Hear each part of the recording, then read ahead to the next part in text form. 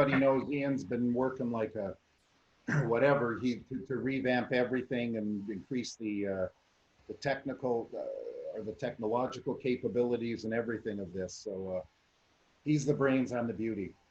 Perfect. So the black backgrounds are going away. So if you really love them, this will be the last week for the black. We're moving to a brighter background, making it a lot more white, and it'll be a lot easier to read. And just so you know, the car in the background here, we actually filmed. It took about 4 or 5 tries to get the car perfectly blurry the way we wanted it. Perfect. Yeah. The dealer was Looks like pretty it's ticked at us for revving out his Porsche. So looks like it's just speeding on by. yeah. I figure you should at least have a car in an auto show. Oh yeah.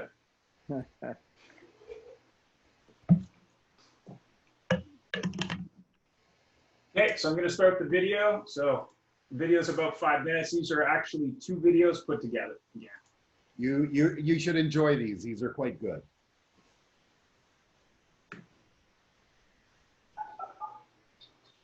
No audio. Oh, there we go.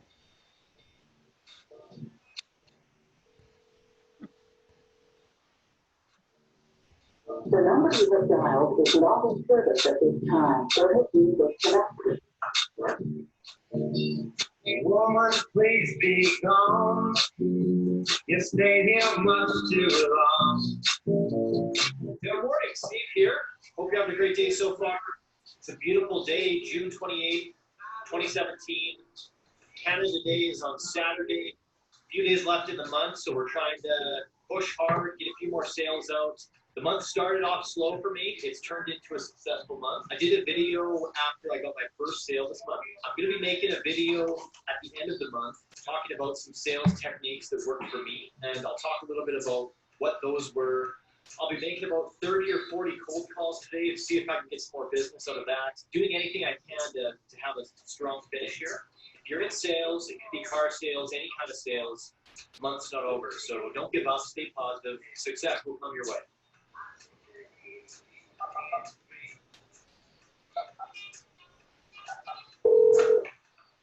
Hi, good morning. Hi, good morning. Thank you for calling Saskatchewan Polytechnic. He wasn't trusty. How are you? Right. Be happy to show them to you, okay? There's an entry one.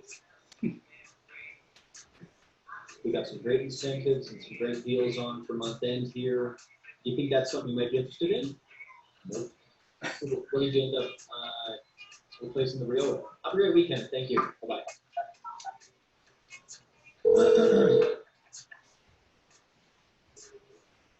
You have a few minutes to chat, or should I try back another time? Is there already a bun in the oven or no? Congratulations, I guess.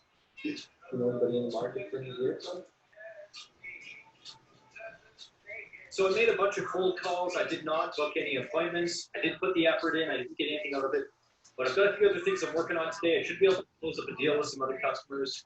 But hope you guys are having a great day so far. We'll check back in later. Thank you.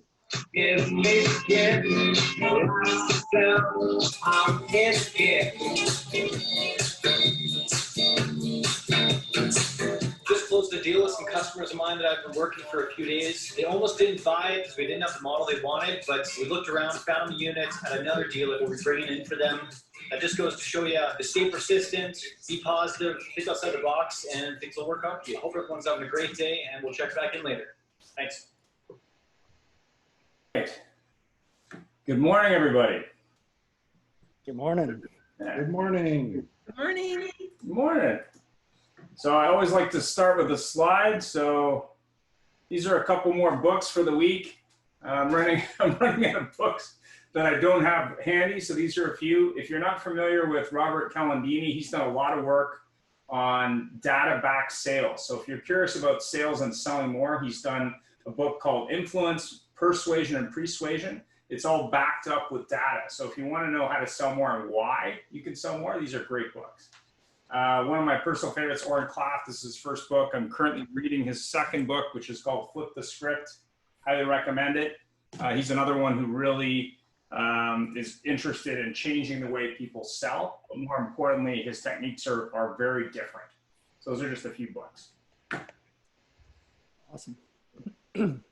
Jeff, myself, AutoHub, looking forward to new logo and new slide deck for next week. You might see a taste of it behind us. You'll also notice a lot of differences on the website. We've been doing some enhancement, and we will be building out more and more features for our speakers and our guests. So stay tuned. First of all, some housekeeping items. This is our meeting, not my meeting or Jeff's meeting. Please mute and unmute yourself. Click raise your hand and we'll call on you. I'm going to be moderating the chat box. So if you have any questions, obviously you have to ask them, just put them in the chat box. There's a wealth of knowledge on the call, so let's share and respect each other's time. We ask that AutoHub participants be open to sharing ideas and be okay with others using them. Absolutely no selling, please. We do have a selling show on Fridays called Vendor Speaks. If you are interested in that as a speaker, definitely reach out to myself or Jeff. We can help with that. Open discussion with a focus on improving businesses. We value your input, speak up and bring value. Brainstorm ideas, ask questions. Be respectful of everyone's time. We're all busy professionals. Stay on topic. Feel free to challenge our speakers to bring value and content that can help you, because that's why they're here on the call. Visit AutoHubClub.com for more details on past sessions. We'll be adding recordings in the near future of these. So the first Vendor Speak recording, hopefully will be live this week. Vendor Speak is open to all past AutoHub speakers. Reach out to myself or Jeff for best practices, which are already on the site, and to schedule Vendor Speak sessions. There won't be one this Friday because it's month end, and I just don't think that makes sense, but we will be booking them for next month. AutoHub team's always looking for ways and ideas there to make it better. So week 16, the art of the BDC, customer care departments. Both Matt and Janis have huge experience in this area. I've known them both personally for a long time. And just in case you didn't know this about me, I did set up and train BDCs myself. So I know a lot about it personally. I've worked with both of them for a long time, so I know they have a lot of value. Janis owns the Car Girls, which is a Toronto-based operation. Janis, is that correct? Yeah, we're about 40 minutes north of Toronto. Okay, and then Matt is the owner of Autostart. I worked with him years ago at Absolute Results, and he managed the call center for them. So he has a volume of experience, but also a lot of deep retail experience as well, as does Janis.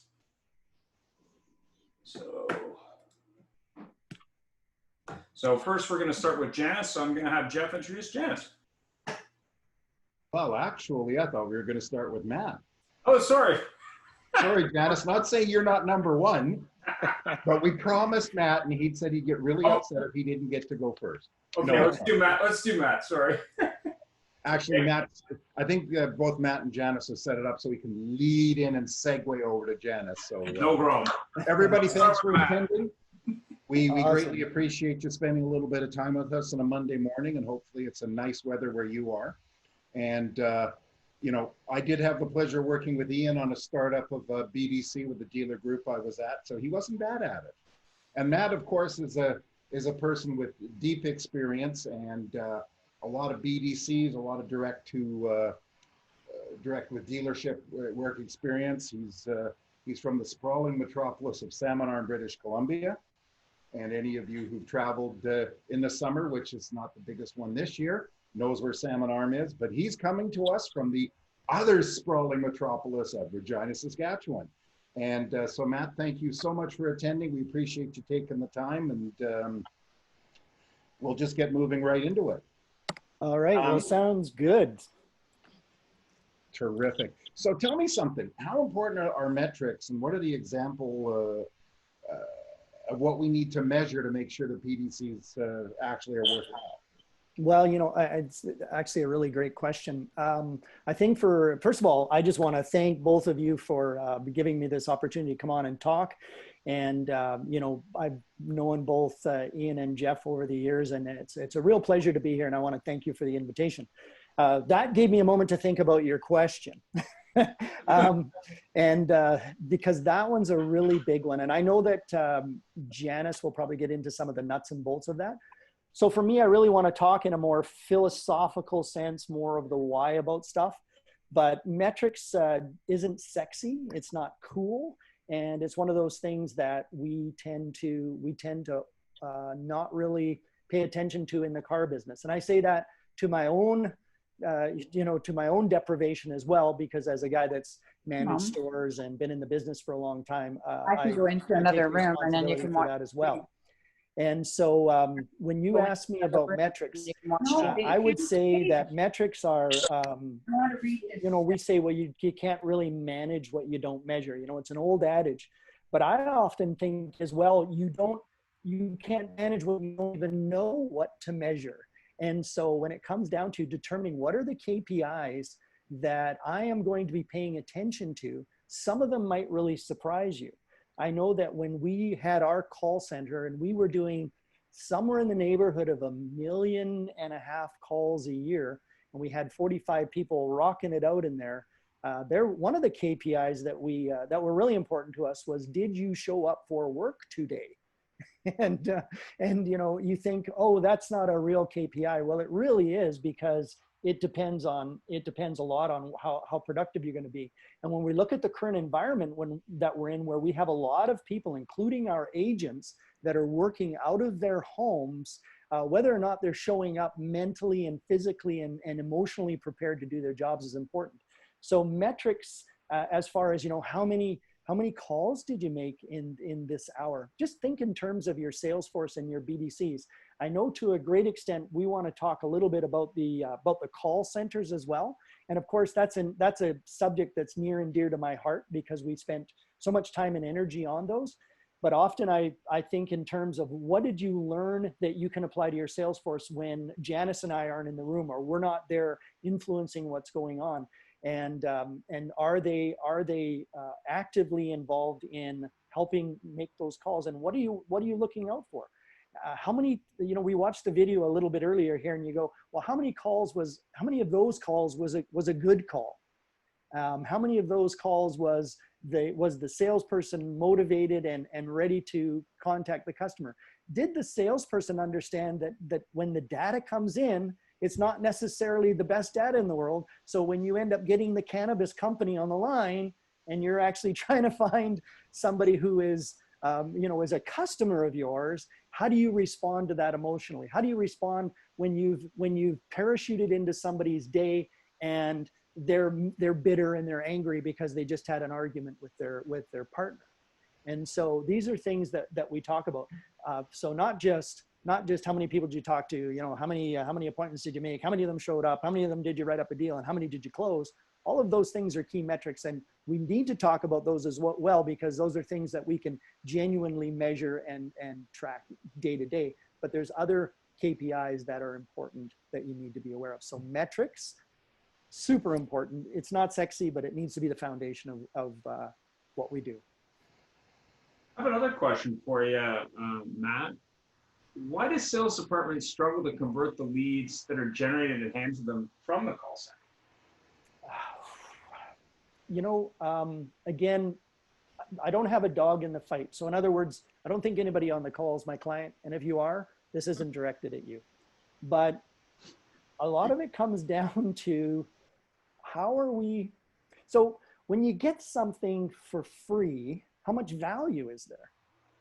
And so the dealership knows that it's paying for the lead. It knows that it's paying for the call center, the BDC, to make those calls, whether you're paying per call, whether you're paying per hour, or whether you're paying an employee. There's an expense to that.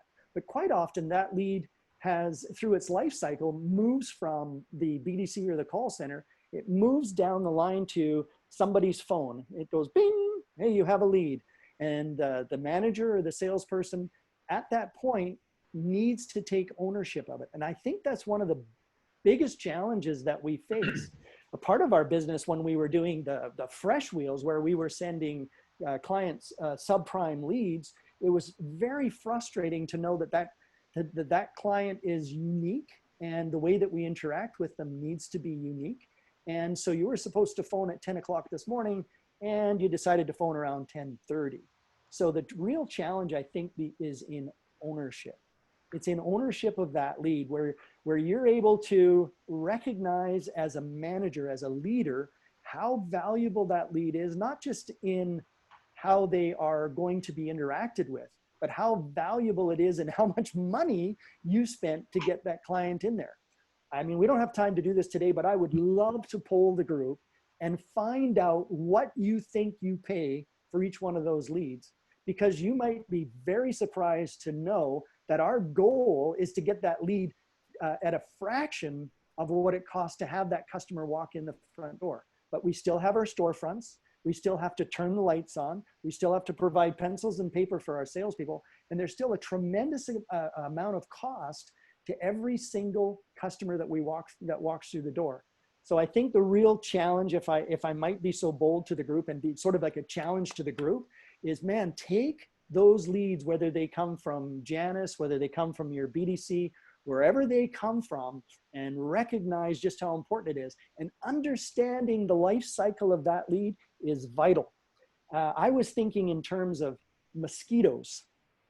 Mosquitoes have about the same life cycle as a lead, kind of 7 days. 91% of people that you make contact with have bought a car within 7 days. Now, that doesn't mean you don't have proactive and active follow-up, but when that mosquito lands on you, you had better take action, especially if you're living in those areas where those mosquitoes can give you malaria, or even if you react. So there is a life cycle, but there is also a moment in time when that lead is most valuable, and understanding that life cycle of the lead becomes vital to your ownership of it and taking the appropriate action. So I think the answer, the long answer is that. The short answer is leadership, management. You know, how are we overseeing the people that are interacting with the customer? Is that the weak link? It's a question only you can answer as a dealer. I have to tell you something. I have never heard the analogy of the mosquito for a lead, but boy, is that perfect. It really is. If you get that, so many times we get a lead and it sits there or it isn't done. And also your comment about showing up to work was very good. And by the way, you know, wanting to talk about this further sounds like a beautiful segue for me to promote Vendor Speak on Fridays. And maybe we should talk, Matt. Okay. Tell me something though, on leads, and you know, we talk about cost per leads, etc. What's the best way to structure pricing or paying for this type of work? Should it be per call, per hour, per lead? What should it be? Well, you should pay lots, right, Janis? I mean, I think it's a great service. I think again, and I don't want to be overly wordy and too overly analytical, but you can imagine I have a lot of windscreen time, so I get plenty of time to think about these things. And when you think about pricing, you have to pay an appropriate amount for it. I just think, you know, again, I'm not running a call center at the moment. All my business is training events. That's what it is. But I can tell you that even to turn the wheels on an event, in other words, to pay somebody a reasonable wage to make that call, to collect data, to create creatives if that's necessary, to do scripting, I am pretty darn convinced that per individual, you just can't do that for less than at least $25 an hour, maybe a little bit more.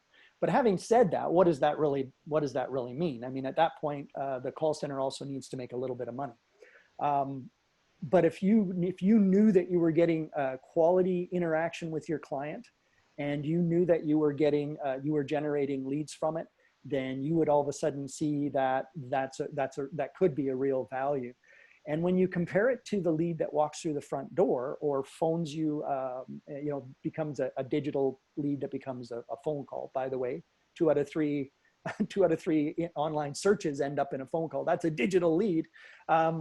Is for us to understand that when we do the comparisons, then we understand that that's actually quite an affordable lead. Now, if you're running your own BDCs, you're going to be taking that into account as well.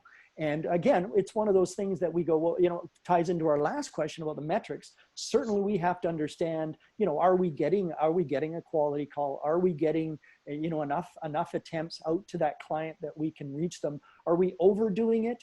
You know, sometimes I know we had dealers say, you know, make 5 or 6 calls and make calls until you reach your customer. But I can tell you that primarily in those first three calls is where you're going to get over 90% of your leads. Beyond that, you're just hammering through something that really isn't effective as it will, but not more effective. It's just, you know, the odds of getting traction beyond that are slim to none.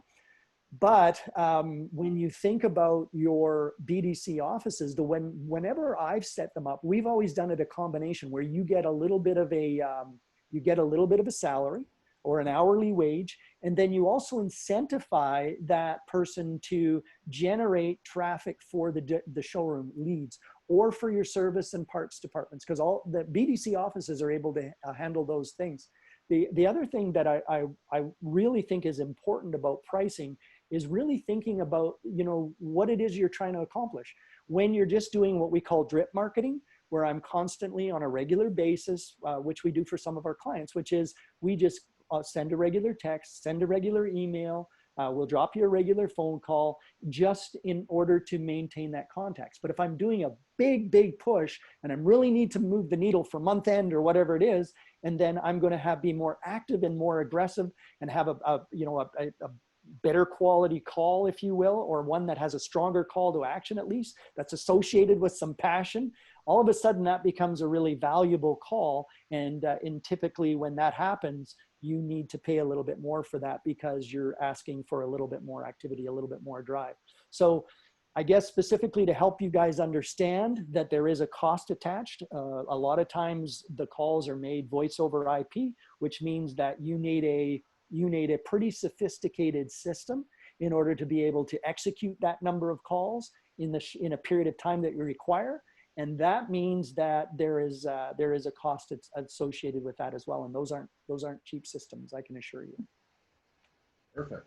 Thanks very much, Matt. So we're gonna go ahead and bring Janis into the conversation just because of obviously time.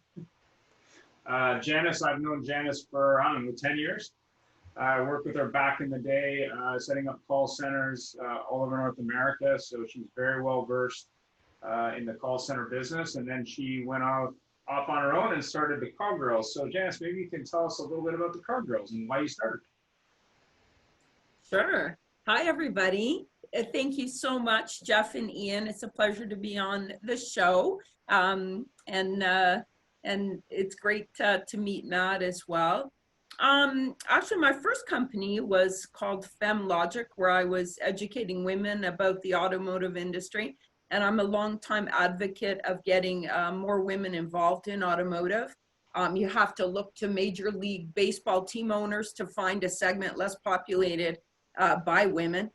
Even accounting in administrative positions, women still are less than, I think it's about 22% of employees in retail automotive dealerships right now. So that's always been one of my goals, is to help empower women to join automotive, because it's a wonderful business, and the car biz needs more women, and has for a long time. Well, we do have a future show coming up, our Women in the Car Business, so we'll get you on board there too. Absolutely. Right on. And you know what? I want to hear more from women. I want to hear more from women about women in automotive. That's who I'd like to hear from, women, and what their challenges and what their experience has been. Because, you know, it's been 30 years in retail automotive. It's been a long road, but I love BDC. I really enjoy it. You know, it's hard work selling cars. I sold cars myself. I've delivered about 2,100 new vehicles. I sold about 900 minivans, like literally screwed the plates on, wrote the deals. And so I love just creating a lead and pushing it out there, and then I get out. I don't have to get it financed. I don't have to find the car. I don't have to deliver it. So I love about BDC.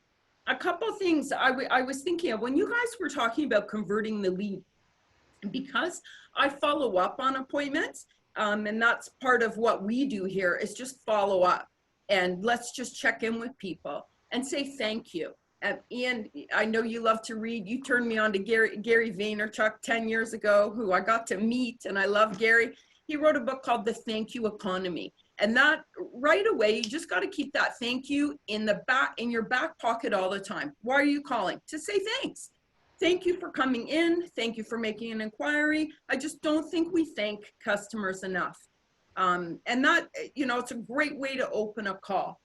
But what I find when we call to say thank you for visiting the dealership, what I'm hearing from customers is a lack of preparedness. So why did we fail to convert the lead?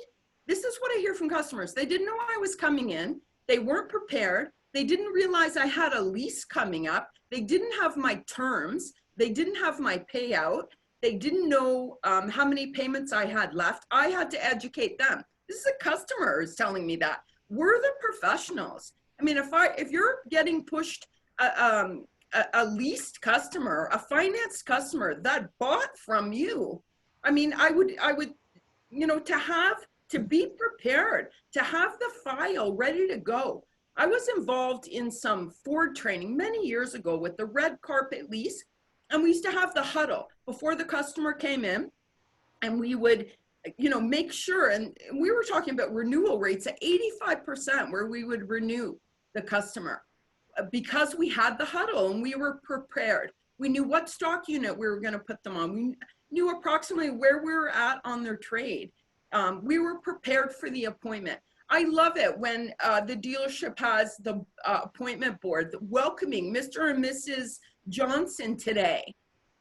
Let's be prepared. How many times I've heard from customers, they didn't even know I was coming. A lot when I drive into a dealership, which hasn't been lately because of COVID, but I drive into a dealership, one of the first things I'm looking for is parking. Where's the customer going to park?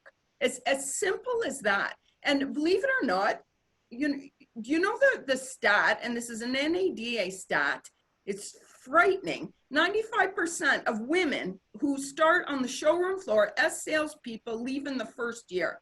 95%. Now, some of this, where does it stem from? Believe it or not, some of it's parking. They don't know where to park. They come in, they're confused, and what's good for women is good for men. Okay, and car lots can be tricky. Where to park, where to go. People, just that first step, walking people through. I had one dealership in the city where I knew this was a problem, and I would tell them, just pull right up to the front, go in, tell the receptionist I parked in the, in the loading zone or wherever the heck, just park and go in because people will leave. So it just starts with being prepared, having a place for people to park, knowing they're coming. I mean, how does that, when you go into a store, I used to go to Sears all the time and use my card because they would call me Mrs. Showers, and I just love to hear it. Oh, thank you, that's me, right? When you greet them, Lee Iacocca said we have 10 seconds to make a good first impression with customers, and I believe that, whether it's on the phone or in person. So let's not drop the ball with this hard-earned appointment right in the first 10 seconds and not be prepared and not give them a good greeting. Let's expect them. So that's one of the key things when I see on conversion is being prepared and, putting on that really good first impression. We gotta work on that. I got a question for you, Janis. How can dealerships improve their BDC results? Well, we already talked, and to speak to Matt, I love some of the stuff Matt said, about the metrics. Let's start measuring for starters, but the measuring needs to become part of the culture. So when we walk in, the BDC, and one of the things we always used to say, pay your rent in the morning, okay? Because how often do we see someone gets grabbed out of the BDC, oh, we need someone to drive the shuttle, or we need someone to file work orders. No, we need to be on the phone. That's what the BDC is about. It's about laser focus. It's part of the reason why I have a business, because the focus gets lost in the shuffle in the dealership. I personally, one of the things I love about BDC, I love the Travers model. everybody starts in the BDC, because it's going to be, you're going to have some turnover in the BDC. People like, you know, doing this all day long, not everyone has got it, okay? I like to put everybody in the BDC. The salespeople, you sit in the BDC, you get 3 appointments, now you can have an up. I like that model. But in general, in the BDC measurement, and I like to put it out there, let's create a culture and let's make it fun. I mean, it doesn't have to be, you got to make this many calls. I mean, let's reward, people will do more for appreciation and recognition than they will for money. So start there. Start with building a culture, making it fun. I recently had an opportunity to go into a BDC that was underperforming. It was a group of young girls.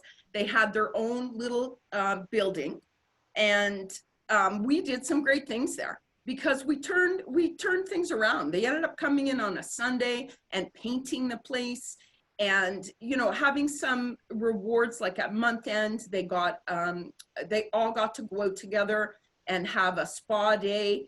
You know, we built a culture where they supported each other. And that's, you know, that you're not just coming in and you're a lone wolf and that you're on your own. And that speaks to building the BDC relationship with the sales team as well. And not just have them out on their own as an island. You know, I'm a big believer in centralized BDC, and a lot of dealers, I get questioned about that. You know, when I like sales, service, parts together. I like a BDC rep who can act, dance, and sing, okay? Service, sales, and parts. Let's put it together but that's not what I hear. I go into a store and I hear, oh no, service BDC, no. That's my brother runs the service department. We haven't spoken in a few years. And that girl sits over there in that corner and she's got nothing to do with the sales department. Okay. You know, and then we see a service email blast go out about a service promo, and then a sales email blast went out the same day. No one's talking to each other, and all of a sudden we've got a couple hundred unsubscribes. Centralized BDC, it works. They can do backup for each other. Centralized BDC works. Yeah, somebody said break down the silos. The silos on everything, your data silos, your parts and service silos. So daily accountability. So here's some real news you can use. I love the good old fashioned whiteboard. And this is something I implemented in this BDC that we turned around, who actually with a couple different efforts, but we actually doubled CP. Month over month, doubled CP month over month. I'll say that again, because that's what happened when we really started measuring. I mean, there was 4 girls with not enough call volume, 30 calls a piece a day, not enough. We pushed them. We want 60 calls before noon from 4 girls. And you start looking at those numbers. Your number one secret here is just call volume. You have to make enough calls. So if that's the first thing that's going on, and it's the first thing I'm going to look for when I go into a dealership BDC, even when I go and look at a salesperson and see what they're doing, it starts with volume. How many people are we talking to? It's a simple rule. How many dials are we making? So when we put in some accountability, this isn't just set it and forget it. So, you know, sales managers, service managers, you're putting a girl on the phone or a guy on the phone and you're just leaving them and you come back a week later, what happened? It's too late, okay? We're coming in the BDC at 11:45 before lunch. What happened this morning, okay? And those results go on the board. And just because they're displayed, you get accountability, you will get improved results. Just on that small technique alone, putting up those results. How many calls do we get done before noon? Because we need to pay the rent. Because the BDC is a profit center, not an expense. And if your BDC is an expense, that's an issue. It never should be. We're going to break it down in small chunks. Yeah, you've actually answered a question I wanted to ask you about expense and failure, etc. And that's terrific. One thing I really, really enjoyed was your comment about they take the BDC person because somebody needs a ride, something this. that. And I find that it's so true. I mean, I've seen it so often, and you know, especially if you've got a service BDC, we need you to drive, sales need somebody picked up here, go take a demo and pick them up or something like that. So that was terrific, and very great input. Really appreciate that. Thank you.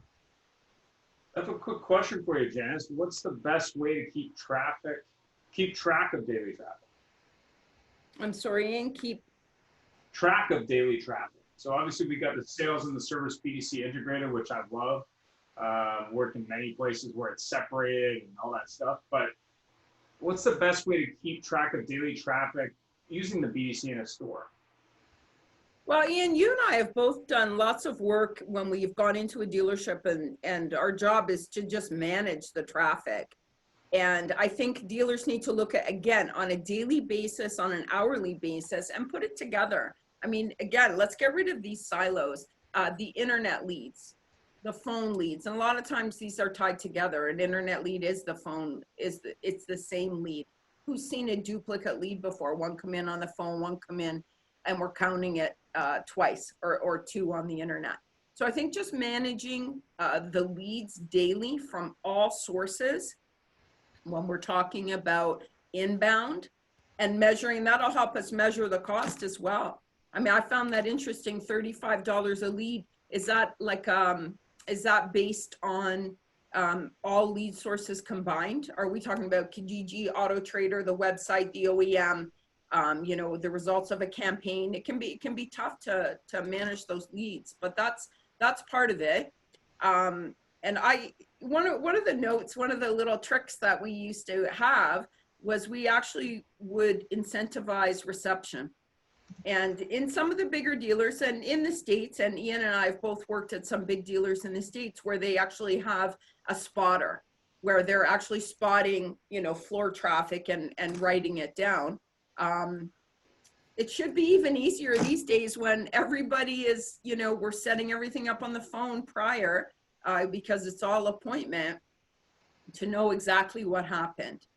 And for call volume in the BDC, I mean, if most of you guys are using, I know one of my dealers was going to be on today who's using Vin Solutions, which has some great reporting.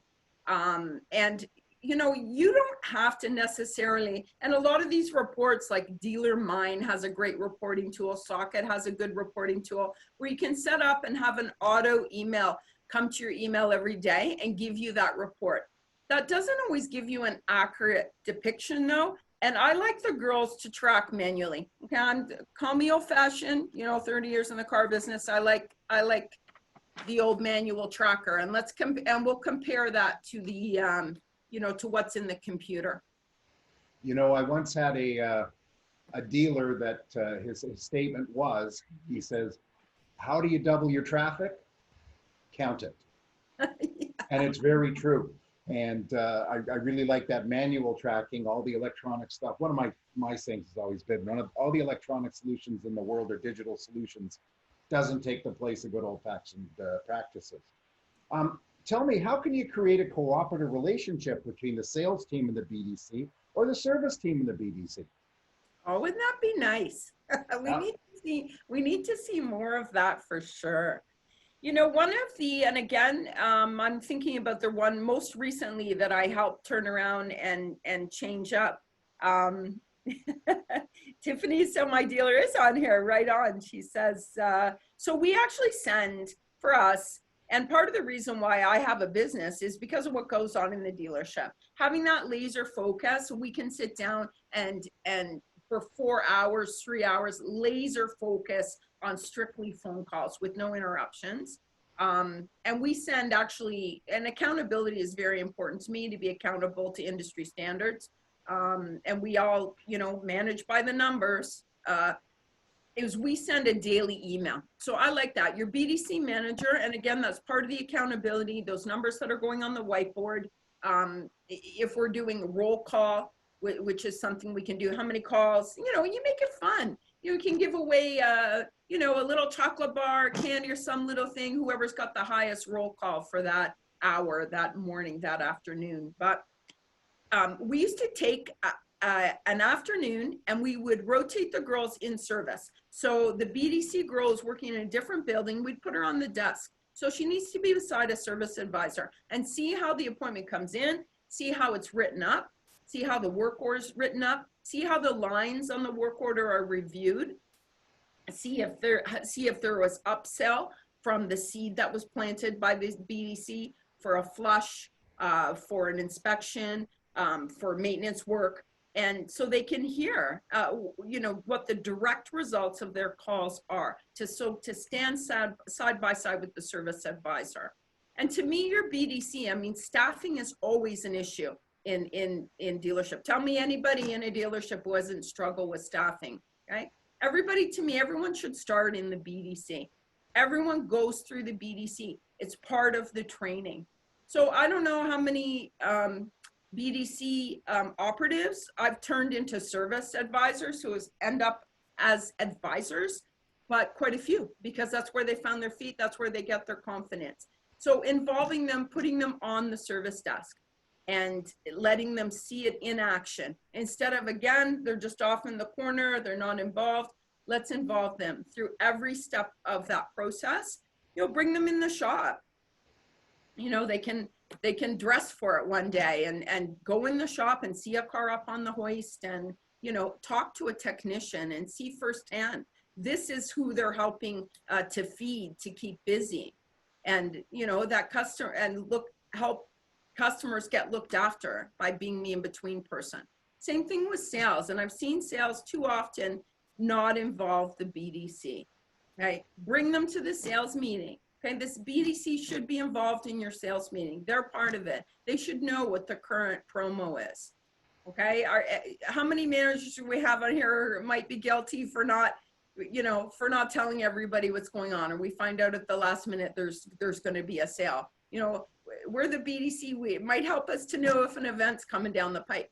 So you have to involve them and make them part of the team. And make sure the sales department understands that the BDC is there to help them, to assist them. There's no competition.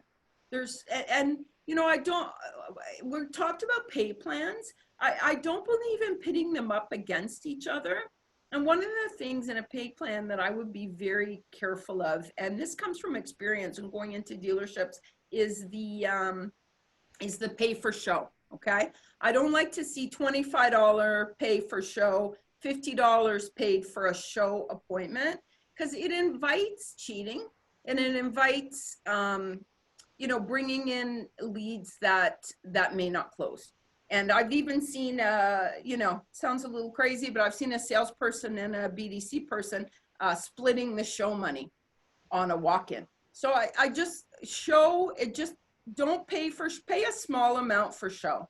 Okay, I like pay for call volume on an accurate measurement, pay a small amount for show, and then pay for sold. I have a question, Janis, from the in the game. I got a question from the floor from Haney Jordan. Hi, Janis. How are you? I'm good, thank you. Okay, question for you.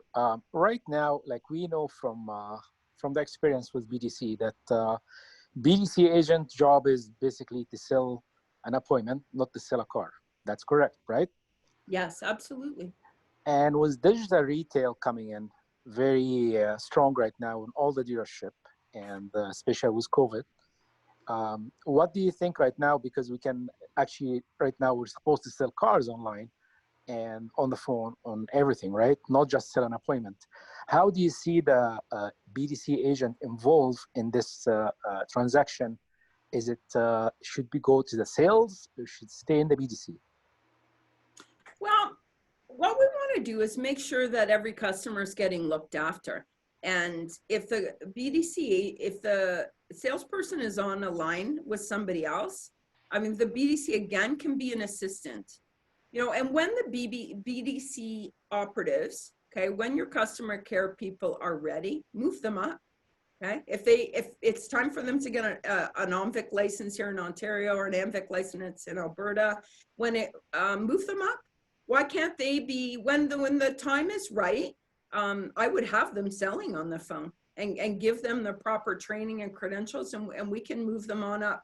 One thing that I've been hearing and seeing with a lot of online appointments, and I heard Matt speak to this, is where somebody's supposed to call at 10 o'clock and the salesperson didn't call. What I'm finding, what's my experience has been with COVID, is that scheduling an exact phone call is tough. I mean, what if a customer walks in at that time? What if, you know, what if somebody else is calling and all of a sudden it's 10:15? So what I like to do is give people a range.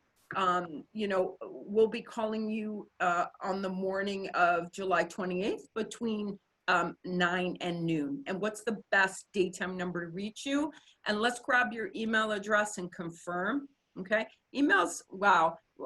Another thing, I want to make another quick point about an email problem that I saw, but give people a range on that appointment time. And that's something the BDC can be doing, is setting up for the salesperson. Okay, it's setting them up for success, not failure. So let's not set up this phone call at 10:15. That is not going to happen. Let's go for a range. Let's make sure we get a valid cell phone number, get the customer opted in for text, get a valid email address so we can connect to them on all different levels. Like Ian said, he's using video. You know, I think the platforms are, you know, we have to be able to phone, email, text, video, chat, connect with people on social. I think we have to be ready to use all mediums available to us. One thing I was going to say about email recently, and it's something when we call after sale, so to call to say thank you, call to look for a good SSI. One of the things that we are doing is we are every single time we are confirming email, and I've seen as high as over 75% where the email wasn't accurate, whether the you know, the F&I manager didn't record the email correctly, where something was lost from it going from paper into the computer, or the customer didn't, something happened, but I see a lot of wrong email addresses. So I think that's important. Let's get, because that's after sale, you know, in the life cycle of the customer, not just the lead. Once we convert them, hopefully they're going to be a customer for life. We got to make sure that we can get a hold of them, and that we have permission to get a hold of them. I'd be looking, also dealers, here's another tip for you. I'd be looking for express consent on everybody. Express consent till you opt out. Don't let people expire, okay? Customers are like fruit on the counter, it's going bad. So let's make sure that we're allowed to get a hold of people long-term, and they give us that consent. And thanks very much, Janis. We really appreciate that. It's very, very important, especially with Castle and the Canadian market and the anti-spam regulations in the U.S. market for our American friends.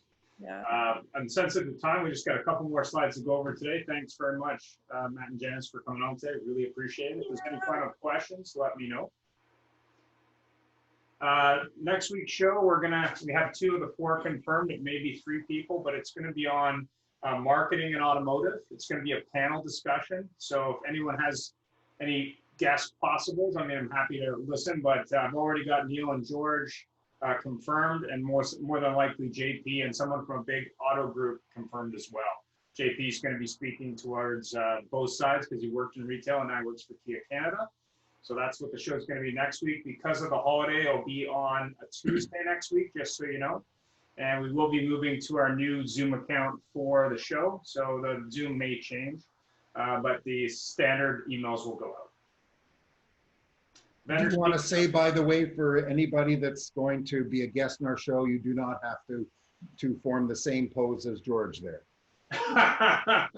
Well, hopefully I'll get a more professional photo of George, but he's going to be joining us from Greece. And if you look at his LinkedIn profile, it's a Greek shot. So he's a pretty dynamic guy anyway. Videos he does are very entertaining.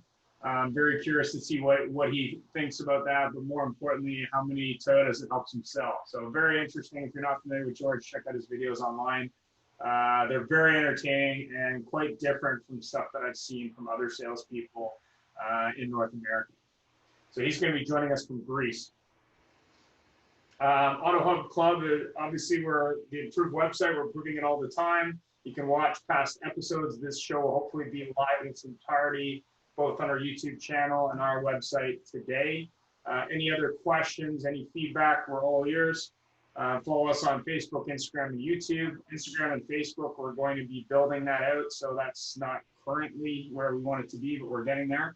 And of course, a special thank you to Matt and Janis for sharing all the knowledge. Definitely. If either of you have any best practices you want to share, I can definitely put up on the website. And of course, feel free to reach out to us if you have any questions. Any final thoughts, Jeff? Well, you know, Janis, I do have to say, when I made the comment about the women in automotive, we would love to have you attend. I've always been a big believer in that, and some of the best salespeople I've ever dealt with or had worked for me or worked with were ladies. And it's you can come up with an excuse why it doesn't work, but I think it would be a great thing. I think it would be an absolute huge benefit to build on that. And hey, there's a great business model. Maybe we can build on having women actually being a hiring agency for the car industry. But I do thank you and Matt for coming. I think it was a tremendous show. And a final mention too about the vendor speak, because it's a place where people who have something to sell, etc., to join us. And we had a very successful one last Friday, and look forward to some in the future. So thank you everybody for attending. Thank you for letting us have a great month end. Yeah, cheers, Saga. You finished strong. And BDC Jim, is the new half an where hour. is my Corvette?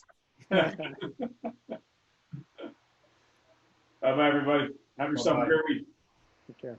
Bye.